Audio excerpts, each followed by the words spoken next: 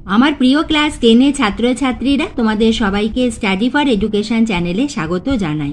তোমাদের ক্লাস 10 এবং মাধ্যমিকের খুবই গুরুত্বপূর্ণ একটি বিষয় হলো অঙ্ক। আজ আমি তোমাদের কাছে নিয়ে এসেছি তোমাদের মাধ্যমিক পরীক্ষার সিলেবাস, তোমাদের অঙ্কের সিলেবাস এবং তার নম্বর বিভাজন নিয়ে। প্রথমে আমি তোমাদের সিলেবাস বলে দেবো। তোমাদের অঙ্কের বইয়ে যে সূচিপত্র আছে সেখানে মোট 26টি অধ্যায় রয়েছে। এই 26টি অধ্যায় তোমাদের সিলেবাসের অন্তর্ভুক্ত, কিন্তু এই 26টি অধ্যায়ের মধ্যেই কিন্তু আমাদের বীজগণিত, পাটিগণিত, ত্রিকোণমিতি, জ্যামিতি, পরিমিতি, রাশিবিজ্ঞান রয়েছে। আমি তোমাদের প্রথমে আলাদাভাবে বলে দেবো যে কোন অধ্যায়গুলি তোমাদের বীজগণিতের অন্তর্ভুক্ত, কোনটি ত্রিকোণমিতি, এইভাবে প্রতিটি বিভাগে আমি আলাদাভাবে তোমাদের সিলেবাস বলে দেবো এবং তারপরে আমি মাধ্যমিক 2025-এর অঙ্কের প্রশ্নপত্র দেখিয়ে খুব সহজভাবে বলে দেবো যে কত দাগ নম্বরে কোন অধ্যায় থেকে প্রশ্ন থাকবে, কোথা থেকে প্রশ্ন থাকবে, কয়টি প্রশ্নের উত্তর লিখতে হবে। কারণ এইভাবে তোমাদের যদি সিলেবাস এবং নম্বর বিভাজন জানা থাকে, তোমাদের রেডি হতে, তোমাদের প্রিপারেশন নিতে খুবই সুবিধা হবে। তোমাদের মাধ্যমিক পরীক্ষার জন্য তোমাদের যে টেস্ট পরীক্ষা এবং ফাইনালের সিলেবাস এবং নম্বর বিভাজন এবং প্রশ্নের ধরন কিন্তু একই হয়ে থাকে। এর আগে আমি তোমাদের বাংলা এবং ভৌত বিজ্ঞানের একইভাবে সিলেবাস এবং নম্বর বিভাজন আলোচনা করে দিয়েছি। তার ডিপি তোমরা পাবে এই ভিডিও শেষে। সেই ডিপিতে গিয়ে ক্লিক করলেই তোমরা ভিডিওগুলি দেখতে পাবে।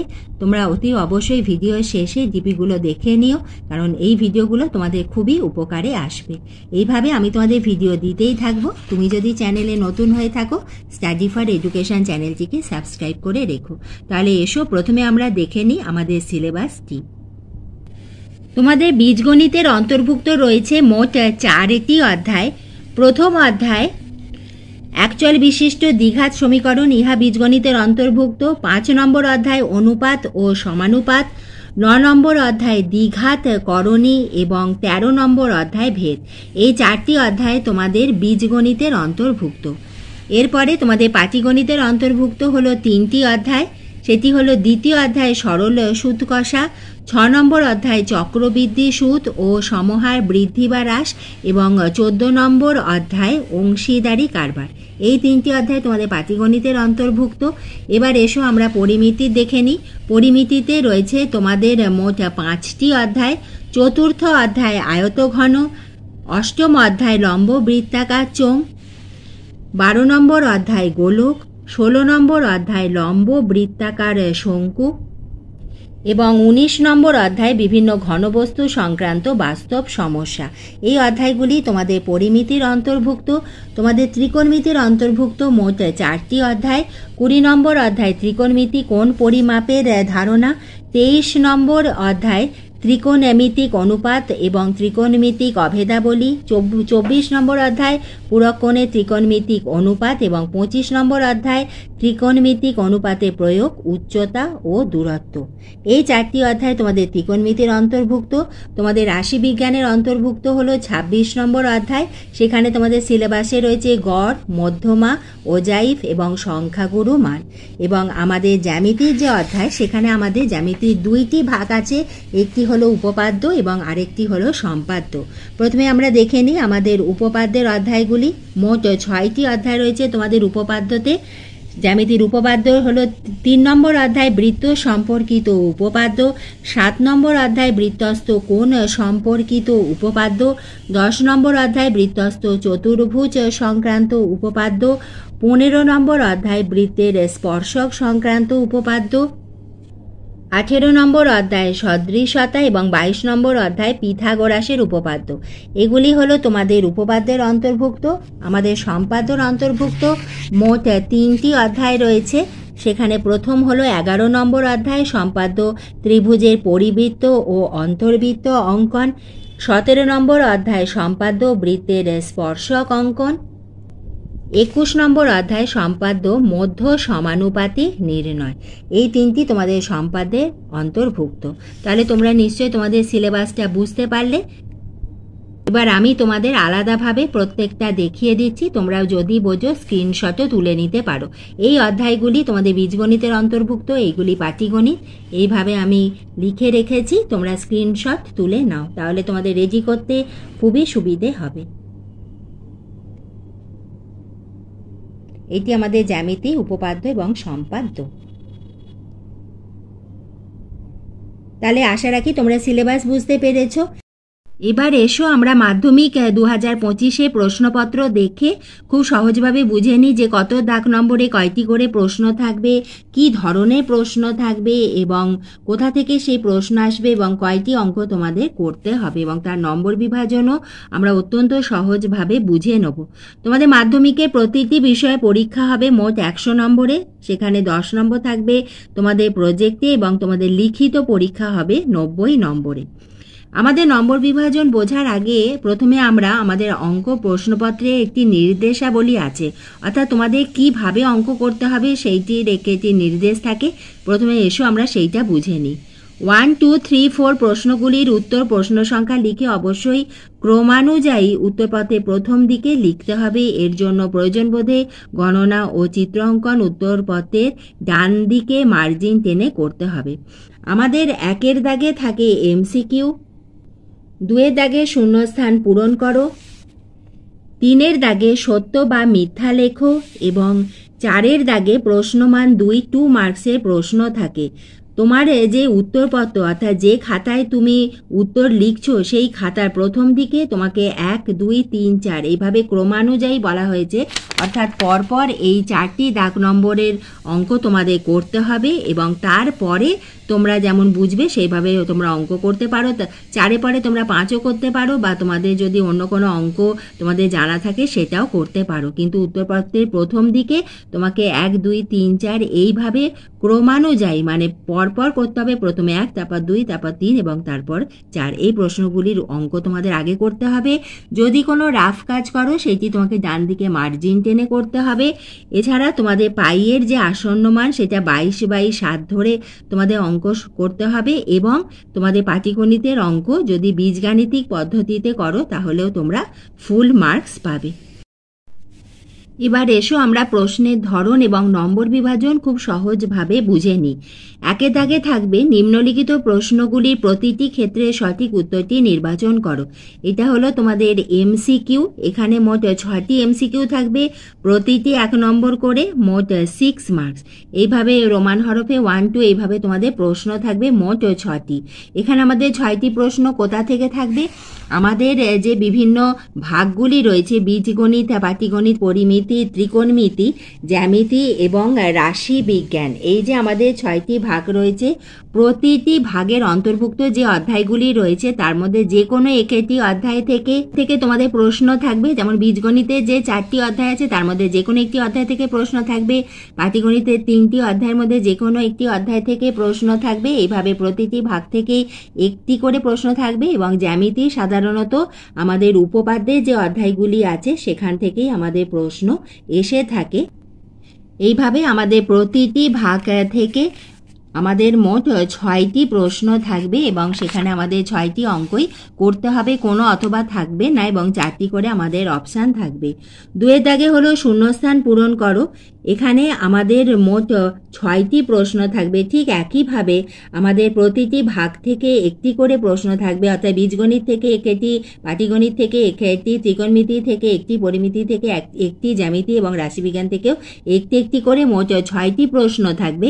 আমাদের শূন্যস্থান পূরণে কিন্তু যে কোনো 5টি করতে হবে, প্রতিটি 1 নম্বর করে, মোট 5 মার্কস। এরপরে 3-এর দাগে সত্য বা মিথ্যা লেখো। এখানেও আমাদের প্রতিটি ভাগ থেকে একটি করে মোট 6টি প্রশ্ন থাকবে। এখানেও আমাদের যে কোনো 5টি অঙ্ক করতে হবে, প্রতিটি 1 নম্বর করে, 1 × 5 করে রয়েছে, মোট 5 মার্কস। 4-এর দাগে থাকবে নিম্নলিখিত প্রশ্নগুলির উত্তর দাও। সেখানে আমাদের মোট 12টি অঙ্ক থাকবে, তার মধ্যে তোমাদের যে কোনো 10টি অঙ্ক করতে হবে, প্রতিটি 2 নম্বর করে। এটি হলো 2 মার্কসের, 2 × 10 করে তোমাদের থাকবে মোট 20 মার্কস, 20 মার্কস। এখানে আমাদের কোথা থেকে এই 12টি অঙ্ক থাকবে এসো আমরা দেখে নিই। আমাদের 4-এর দাগে 2 মার্কসের প্রশ্ন, পাটিগণিত থেকে 2টি অঙ্ক থাকবে, বীজগণিত থেকে 2টি, জ্যামিতি থেকে তোমাদের থাকবে 3টি অঙ্ক, ত্রিকোণমিতি থেকে থাকবে তোমাদের 2টি অঙ্ক, পরিমিতি থেকে 2টি এবং রাশিবিজ্ঞান থেকে থাকবে তোমাদের 1টি অঙ্ক। এইভাবে মোট 12টি অঙ্ক থাকবে, তার মধ্যে যে কোনো 10টি অঙ্ক তোমাদের করতে হবে। এরপরে 5-এর দাগে আমাদের 2টি অঙ্ক থাকবে তোমাদের পাটিগণিতের অধ্যায়গুলি থেকে, এবং তার মধ্যে আমাদের যে কোনো একটি প্রশ্নের উত্তর তোমাদের করতে হবে, এবং সেখানে রয়েছে আমাদের 5 নম্বর, অর্থাৎ 5-এর দাগের আমাদের অঙ্ক থাকছে পাটিগণিত থেকে। এরপরে 6-এর দাগে আমাদের 6-এর দাগে থাকবে বীজগণিত থেকে অঙ্ক। তোমাদের প্রথম অধ্যায় একচল বিশিষ্ট দ্বিঘাত সমীকরণ, সেখান থেকে তোমাদের অঙ্ক থাকবে 6-এর দাগেতে। সেখানে আমাদের 2টি অঙ্ক থাকবে, একটি থাকবে প্রশ্নের অঙ্ক এবং আরেকটি সমাধান করো। এই 2টির মধ্যে তোমাদের যে কোনো একটি প্রশ্নের উত্তর দিতে হবে, সেখানে রয়েছে আমাদের 3 মার্কস। এরপরে 7-এর দাগে আমাদের 2টি অঙ্ক থাকবে।